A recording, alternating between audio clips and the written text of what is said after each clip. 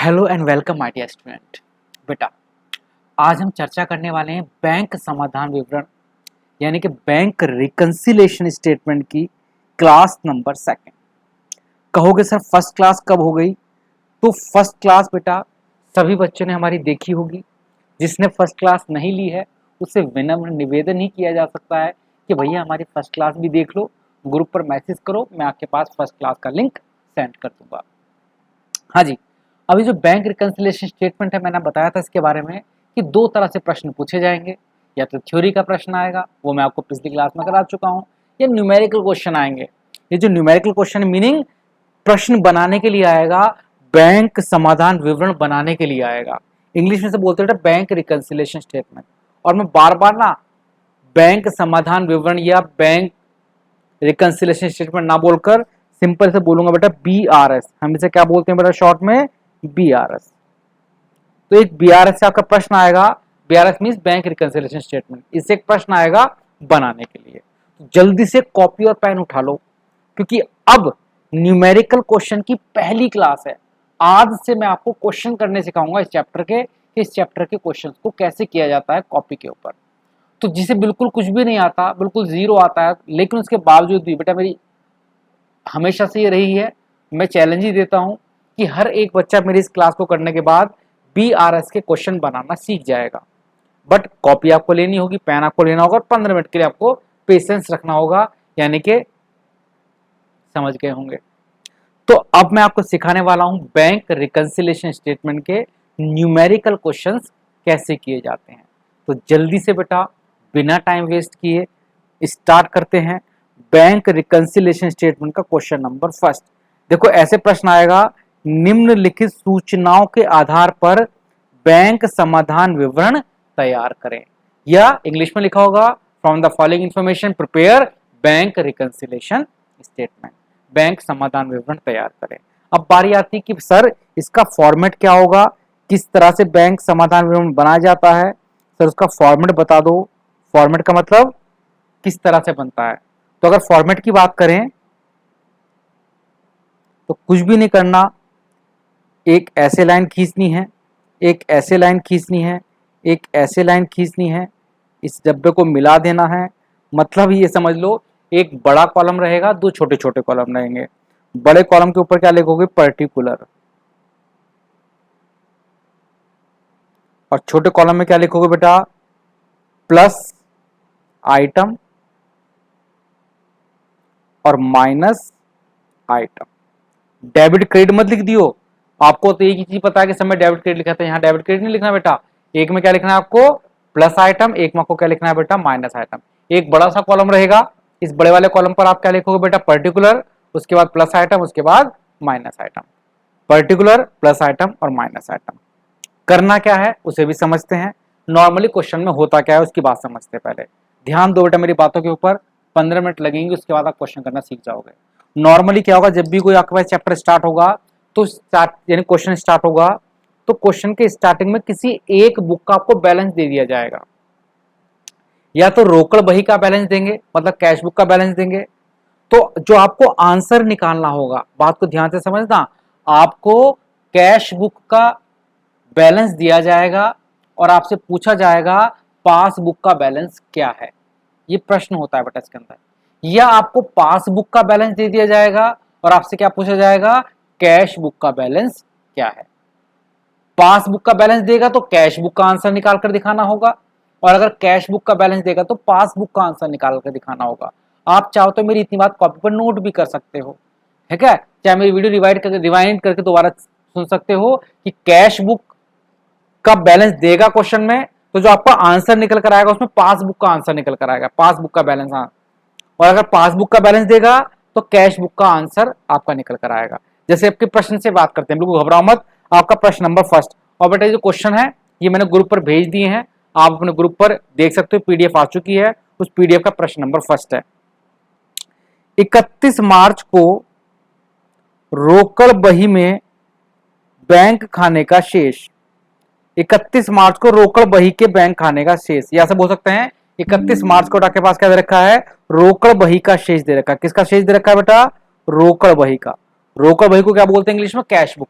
यानी कि cash book का बैलेंस आपको दे रखा है। तो पहली लाइन आप चाहो तो हिंदी में लिख सकते हो, चाहो तो इंग्लिश में। जो हिंदी मीडियम के बच्चे चाहे हिंदी में लिख दें, और जो इंग्लिश मीडियम के बच्चे वो इंग्लिश में लिख दें, चाहे हिंदी मीडियम वाले इंग्लिश में लिख सकते हैं। पहली लाइन आप क्या लिखोगे, पहली लाइन आप लिखोगे बैलेंस, एक second, balance as per cash book या रोकड़ बही के अनुसार शेष। पहली line balance as per cash book या रोकड़ बही के अनुसार शेष। कितना शेष था बेटा, देखो ध्यान से, 31 मार्च को रोकड़ बही के अनुसार कितना शेष है, 30,000 रुपए। कितना शेष है बेटा, 30,000 रुपए। तो अब आप क्या करोगे, बैलेंस एज पर, क्या लिखा है बेटा क्वेश्चन में, balance as per cash book, cash book के अनुसार बैलेंस। और बताओ कितना बैलेंस है, 30,000। तो बेटा मैं यहां पर क्या करूंगा, कितना पैसा लिख दूंगा, 30,000 रुपए। Balance as per cash book 30,000 रुपए, कितना लिख सकते हो। कहां पर लिखना है बेटा आपको, ये प्लस आइटम में। अब अगली लाइन क्या दे रखी है, चेक निर्गमित किया गया किंतु भुगतान के लिए प्रस्तुत नहीं हुआ 2,000 रुपए। जिन्होंने कल वाली क्लास ली थी उन्हें बेटा मैंने आपको समझाया था कि चेक निर्गमित हुआ पर भुगतान के लिए प्रस्तुत नहीं हुआ। अब कोई बात नहीं, कल की क्लास ली नहीं ली वो बात अलग मैटर है, फिलहाल आज की बात से स्टार्ट करते हैं। देखो बेटा, एक हमारे पास क्या होती है कैश बुक, एक हमारे पास क्या होती है पासबुक। और बेटा मैंने आपको बताया था जिसने फर्स्ट क्लास ली है कि नॉर्मली दोनों में सेम ही काम होता है कि जब कोई हम बैंक में पैसा जमा कराते हैं तो मालिक कैश बुक को बढ़ा देता है और बैंक पासबुक को बढ़ा देता है। और जब हम क्या करते हैं, कोई पैसा बैंक से निकालते हैं तो मालिक अपनी कैश बुक को घटा देता है और बैंक आपकी पासबुक को घटा देता है। होता दोनों के अंदर सेम ही है। मालिक क्या करता है, आपकी कैश बुक को घटाएगा और बैंक क्या घटाएगा, आपकी पासबुक को। यानी कि दोनों में सेम ही बातें होती हैं। पर अब हमें समझना क्या है, देखो इसमें एक लाइन लिखी गई है कि आपने एक चेक निर्गमित किया। निर्गमित का मतलब होता है आपने एक चेक काट कर दिया कि ले भैया पैसे निकाल लेना। अब प्रश्न की यही बात आपको समझनी है जो मैं आपको समझाने वाला हूं। ट्रिकी चीजें हैं। जैसे ही आपने, मालिक ने एक चेक काट कर दिया होगा कि ले भैया बैंक से पैसे निकाल लेना, तो सोचो जैसे ही चेक कटा होगा तो मालिक ने कैश बुक से उतना पैसा घटा दिया होगा। कितने का चेक काट कर दिया बेटा, चेक निर्गमित किया किंतु भुगतान के लिए प्रस्तुत नहीं हुआ। कितने का चेक था बेटा, 2,000 रुपए का। जैसे ही मालिक ने चेक काटा होगा, चेक काट कर देना समझते हो बेटा, मालिक ने किसी को चेक काट कर दिया होगा, ले पैसे निकाल लेना, रख लेना। तो जैसे ही मालिक ने चेक दिया होगा कि ले भाई पैसे निकाल लेना, मालिक सोचेगा कि ये पैसा निकाल लेगा बैंक से और मालिक हाथों हाथ कैश बुक को घटा देगा कि भैया मेरे बैंक से पैसे निकल जाएंगे।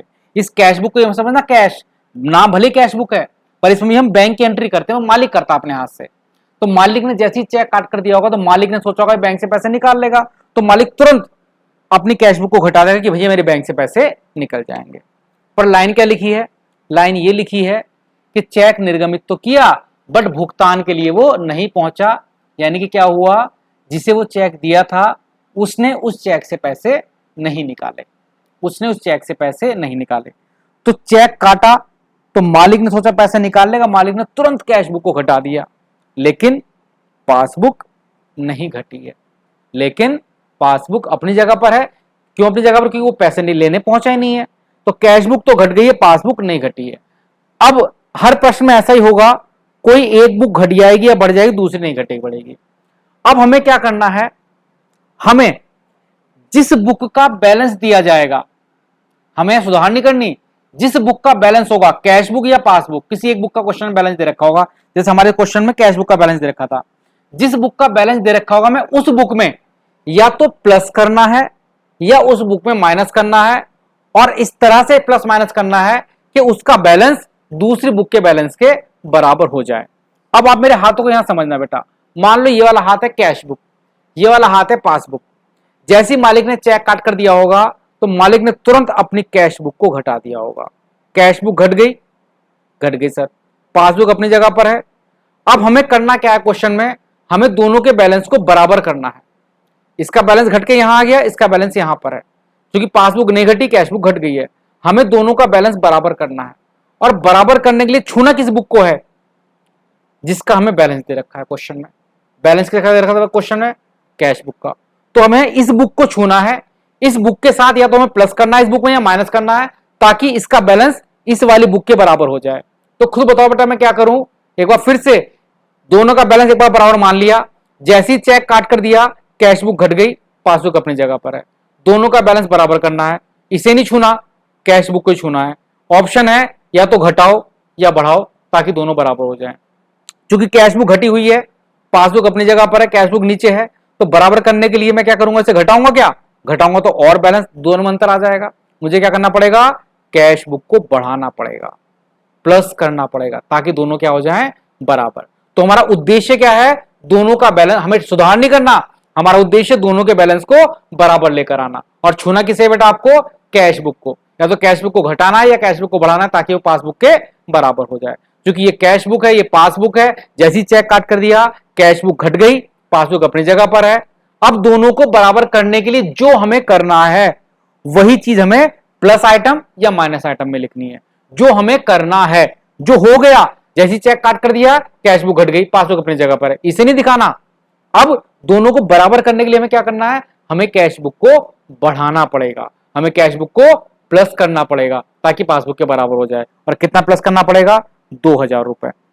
तो मैं 2000 रुपए कहां पर लिखूंगा, कैश बुक के,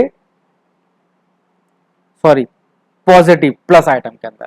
और यहां पर वही लिख दूंगा बेटा, हिंदी वाले क्या लिखेंगे, चेक निर्गमित किया लेकिन भुगतान के लिए प्रस्तुत नहीं हुआ। इंग्लिश वाले क्या लिखेंगे, cheque issue but not present. Cheque निर्गमित हुआ पर भुगतान के लिए प्रस्तुत नहीं हुआ, चाहे आप लिख लो बेटा। और इंग्लिश वाले क्या लिखोगे, cheque issue but not present. Cheque काट कर तो दिया बट वो प्रेजेंट नहीं हुआ। समझ में नहीं आया, अगली लाइन से समझ में आएगा बेटा। अगला चेक समझते हैं। चेक बैंक में जमा किया गया था किंतु अभी तक संग्रहित नहीं हुआ। इस लाइन का अर्थ क्या होता है, पॉइंट नंबर 3 सब पढ़ो बेटा। एक चेक है जो बैंक में जमा किया था, यानी कि मालिक ने एक चेक काट कर दिया होगा बैंक में जमा करने के लिए, बैंक में जमा करने के लिए, बट अभी तक संग्रहित नहीं हुआ, मतलब बैंक ने उसे जमा नहीं किया। इसका अर्थ यह हुआ, मालिक ने एक चेक भेजा होगा जमा करने के लिए, पर अभी तक वो चेक बैंक में जमा नहीं हुआ। अब हमें सोचना है, जैसे ही मालिक ने कोई चेक बैंक में जमा किया होगा, तो ये बताओ मालिक के पास कौन सी पुस्तक रखी होती है, कैश बुक। तो जैसे ही मालिक ने चेक जमा करने के लिए भेजा होगा तो मालिक ने तुरंत कैश बुक को क्या कर दिया होगा, प्लस, कि भैया चेक जमा हो जाएगा। कितने का चेक था भाई बच्चों, ये 5000 रुपए का। तो मालिक ने सोचा कि मैं चेक जमा करने भेज रहा हूं, मेरे बैंक में 5000 रुपए बढ़ेंगे, तो मालिक तो तुरंत अपनी कैश बुक को बढ़ा देगा, क्योंकि मैंने कहा दोनों ही बैंक के बैलेंस को दिखाती हैं। मालिक सोचेगा बैंक में पैसा जमा हो जाएगा, मालिक तुरंत अपनी कैश बुक को बढ़ा देगा। बट लाइन क्या लिखी है, अभी तक वो संग्रहित नहीं हुआ, मतलब बैंक में वो जमा नहीं हुआ। अगर बैंक में जमा होता तो पासबुक भी बढ़ जाती, पर बैंक को तो जमा ही नहीं हुआ, बोला संग्रहित नहीं हुआ मतलब जमा नहीं हुआ। जमा करने भेजा, तुरंत मालिक ने कैश बुक बढ़ा दी, जबकि पासबुक नहीं बढ़ी है, पासबुक अपनी जगह पर है। दोनों के बैलेंस को हमें क्या करना है, बराबर। और बराबर करने के लिए छूना किसे है, कैश बुक को। और मैंने बताया था ये जो हो गया इसे नहीं दिखाना आपको क्वेश्चन में, ये तो हो गया, चेक जमा कराने भेजा, कैश बुक बढ़ गई, अभी तक जमा नहीं हुआ, पासबुक अपनी जगह पर है। लेकिन दोनों को बराबर करने के लिए जो करना पड़ेगा, दोनों को बराबर करने के लिए हमें क्या करना पड़ेगा, हमें कैश बुक को घटाना पड़ेगा ताकि वो पासबुक के बराबर आ जाए। दोनों को बराबर लाना है, छूना किसे है, कैश बुक को। तो हम बच्चों की भैया पासबुक का बैलेंस यहां पर है, कैश बुक का बैलेंस ऊपर पहुंच गया। दोनों को बराबर करने के लिए कैश बुक को भी हमें क्या करना पड़ेगा बेटा, कम करना पड़ेगा, नीचे लेकर आना पड़ेगा ताकि वो पासबुक के बराबर हो जाए। और दोनों को बराबर करने के लिए जो करना पड़ेगा वो आपको दिखाना है। यहां पर हमें क्या करना पड़ेगा, 5000 रुपए नीचे घटाने का मतलब माइनस करने पड़ेंगे। और यहां पर क्या लिखोगे हिंदी वालों, कि चेक जमा किया किंतु अभी तक संग्रहित नहीं हुआ। इंग्लिश वाले क्या लिखेंगे भाई, लिख लो चाहे कॉपी के ऊपर, cheque deposit but not clear. Cheque deposit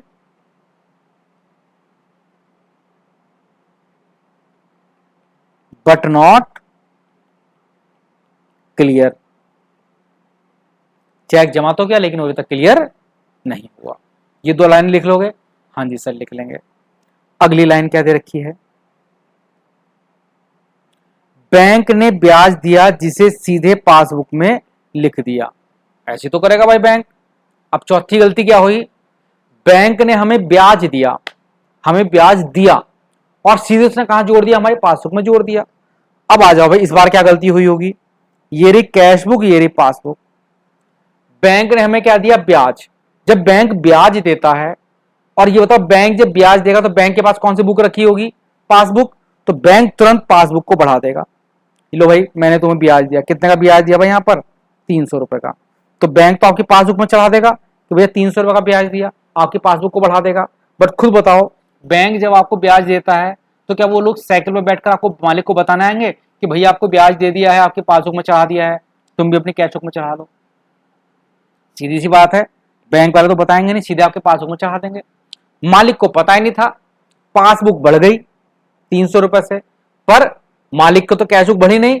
मालिक, चूंकि बैंक वाले जब ब्याज देते हैं वो तुरंत आपके पासबुक बढ़ा देते हैं, आपको बताने नहीं आते। तो क्या हुआ होगा इसमें? क्या हुआ? मैंने कहा जो हो चुका उसे नहीं दिखाना, ये तो हो चुका। बैंक ने ब्याज दिया तो ऑटोमेटिक मान लेना जब बैंक ब्याज देगा तो पासबुक बढ़ गई होगी और कैश बुक अपनी जगह पर है। दोनों को बराबर करना है, पासबुक ज्यादा है कैश बुक कम है, दोनों को बराबर करना है। छूना किसे है? छूना है आपको कैश बुक को। किसे छूना है? कैश बुक को बराबर करने के। बताओ मैं क्या करूं? घटा दूं इसे? अरे और अंतर आ जाएगा। दोनों को बराबर करने के लिए कैश बुक को भी बढ़ाना पड़ेगा, क्योंकि पासबुक का बैलेंस देखो यहां पर आ गया, मैं गोला बना रहा हूं, और कैश बुक अभी यहीं पर है। दोनों को बराबर करने के लिए कैश बुक को भी क्या करना पड़ेगा? बढ़ाना पड़ेगा, ताकि वो पासबुक के बराबर आ जाए। तो 300 रुपए हम कहां पर लिखेंगे? बढ़ाने का मतलब पॉजिटिव आइटम में लिखोगे। और लाइन क्या लिखनी है? हिंदी वालों क्या लाइन लिखनी है बता? लाइन लिखनी है बैंक, हाँ क्या लाइन लिखनी है बेटा? बैंक ने ब्याज दिया जिसे सीधे पासबुक में लिख दिया गया। वो लाइन डायरेक्ट लिख दोगे बेटा। इंग्लिश वाले क्या लिखेंगे? Bank allowed interest not recorded in cash book. Bank ने इंटरेस्ट तो अलाउड किया पर उसे कैश बुक में रिकॉर्ड नहीं किया। और यहां पर लाइन लिख दोगे और यहां पर क्या क्या हुआ? 300 रुपए। तो जो पर्टिकुलर वाला कॉर्नर, बड़ा सा कॉर्नर, इसमें सिर्फ आपको लिखना होता है, इसमें सिर्फ आपको लिखना होता है बेटा। जो लाइन हुई पहले क्या थी? Balance as per cash book. फिर क्या था? Cheque deposit, sorry cheque issue but not clear. तीसरा cheque deposit but not clear. और लास्ट वाला बैंक डिपॉजिट, सॉरी बेटा, bank allowed interest but not record in cash book. Bank ने ब्याज दिया लेकिन कैश बुक में उसकी एंट्री नहीं की गई। और अंतिम देखते हैं बेटा लाइन क्या है इस प्रश्न की। एक ग्राहक ने सीधे पैसे बैंक में जमा करा दिए। ग्राहक ने सीधे पैसे कहां जमा करा दिए? बैंक। मैंने कहा जो चीज हो चुकी उसे नहीं दिखाना है, उसे बराबर करने के लिए क्या करना? जब मान लो बैंक, कोई ग्राहक है हमारा, वो मुझे बताता नहीं है और डायरेक्ट पैसा मेरे बैंक में जमा करा देता है, तो बताओ क्या होगा? जैसे बैंक में पैसा जमा हुआ होगा तो बैंक ने तुरंत, बैंक के पास कौन सी बुक रखी होती है? पासबुक। बैंक ने तुरंत पासबुक को बढ़ा दिया होगा। पासबुक तो बढ़ गई पर कैश बुक कहां पर है? अपनी जगह पर। कैश बुक अपनी जगह पर है, क्योंकि ग्राहक ने सीधे कहां जमा कराए हैं? बैंक में पैसे, और बैंक तो हम बताना आएगा नहीं, तो ऑटोमेटिक मान लेना है। इसका मतलब ये हुआ पासबुक बढ़ गई है, कैश बुक अपनी जगह पर है। दोनों का बैलेंस बराबर करना है। छूना किसे है? सिर्फ कैश बुक को ही छूना है, या तो कैश बुक को बढ़ाना है या घटाना, ताकि दोनों बराबर हो जाए। क्योंकि पासबुक ऊपर है, कैश बुक कम है, तो कैश बुक को भी ऊपर लाना पड़ेगा। ऊपर का मतलब बढ़ाना पड़ेगा। और जो करना पड़ेगा वो लाइन आपको कहां पर लिखनी है? यहां पर लिखनी है, जो करना पड़ेगा। तो प्लस में पैसा लिख देंगे। कितना था बेटा ये? 2400 रुपए। तो 2400 रुपए हम यहां पर लिख देंगे प्लस में। कितने पैसे लिखेंगे भाई हम? 2400 रुपए। जरा थोड़ी दिक्कत सी चल रही है, अरे लिखा जाओ भाई। तो प्लस वाले आइटम में कितना पैसा लिखेंगे बेटा? 2400 रुपए। कितना पैसा लिखेंगे भाई प्लस वाला आइटम में? 2400 रुपए। और लिखना क्या बेटा फिर साथ में? वही, a customer directly deposit in bank, या ग्राहक ने सीधे बैंक में पैसे जमा कराए। बस ये लाइन आप लिख दोगे। एक सेकंड रुको बेटा, इधर बैटरी डाउन हो रही है हमारी। ग्राहक ने सीधे पैसे बैंक में जमा कराए। कितने पैसे जमा कराए बेटा? कितने थे वो? 2000 रुपए, 2400 रुपए, सॉरी 2400 रुपए। अब इसका अंत कैसे करना है? अंत कैसे करना है। अंत करने के लिए डेबिट साइड का टोटल नॉर्मली बड़ा आता है, उसे जोड़ लेंगे, दोनों तरफ लिख देंगे बेटा, मतलब पॉजिटिव वाले का 30 और 2 32, 32 और 2 34, 34,700। कितना पैसा है बेटा ये? 34,700। इसी को दोनों तरफ लिखना है बेटा आपको, 34,700। दोनों जो बड़ा वाला है वो दोनों तरफ लिखना है बेटा, 34,700, 34,700। इसमें से जो नेगेटिव वाला है 5,000 रुपये ये घटा दो, 34,700 में से 5,000 घटाओ, कितना बचा? 29,700। और इस बैलेंस के आगे क्या करना है बेटा? हमेशा प्लस वाला बड़ा आएगा, लेकिन हो सकता है नेगेटिव बड़ा है, जो भी बड़ा आता है उसे दोनों तरफ लिखना है, उसमें छोटा वाला घटा दो। 34,700 है, 34,700 में एक बार जोड़ दो, हाँ 34,700 में से आपने 5 घटाया तो कितना बचा? 29,700। और इसके आगे आंसर क्या लिखना है? क्वेश्चन में क्या दे रखा था? मैं balance as per cash book, cash book का आंसर दे रखा था। आंसर लिखोगे इस बार बैलेंस, चल गया भाई, as per passbook. Balance थोड़ा बी ए लिखा जाए भाई, B balance as per passbook, यानी कि कैश बुक का बैलेंस दिया जाएगा और जो आप आंसर आपने निकाला है ये पासबुक का बैलेंस निकल कर आया। मैंने बताया था ना, क्वेश्चन में अगर पासबुक का बैलेंस देंगे तो आंसर में क्या लिखोगे? कैश बुक का बैलेंस। और अगर क्वेश्चन में कैश बुक का बैलेंस देंगे तो आंसर में क्या लिखोगे? पासबुक का बैलेंस। तो इस तरह से आपका मैंने पहला क्वेश्चन कराया। आप इस क्वेश्चन की प्रैक्टिस करो, आपके पास पीडीएफ है, हो सके तो सेकंड क्वेश्चन भी आप ट्राई करो, बिल्कुल सेम ही मैंने देने की कोशिश की है, लेकिन आप इसी क्वेश्चन की 2-3 बार ट्राई करके देखो। अगर आपसे होता है तो बहुत अच्छी बात है, वरना अगली क्लास में मैं एक प्रैक्टिस क्वेश्चन फिर कराऊंगा, फिर आपको समझाऊंगा। समझ में आया कि नहीं आया आप वीडियो के नीचे जरूर बता देना इस बार। वैसे मैं हमेशा बोलता हूँ कि कमेंट करने की कोई आवश्यकता नहीं है, लाइक की भी कोई आवश्यकता नहीं है, लेकिन आपको कितनी चीज़ें समझ में आई है वो सारी चीज़ें बेटा क्या करो, नीचे कमेंट करके मुझे बता दो। अगर आपको कम समझ में आया है तो मैं अगली क्लास में दोबारा से समझा दूंगा और अच्छी तरह समझा दूंगा। तब तक के लिए जय हिंद, जय भारत।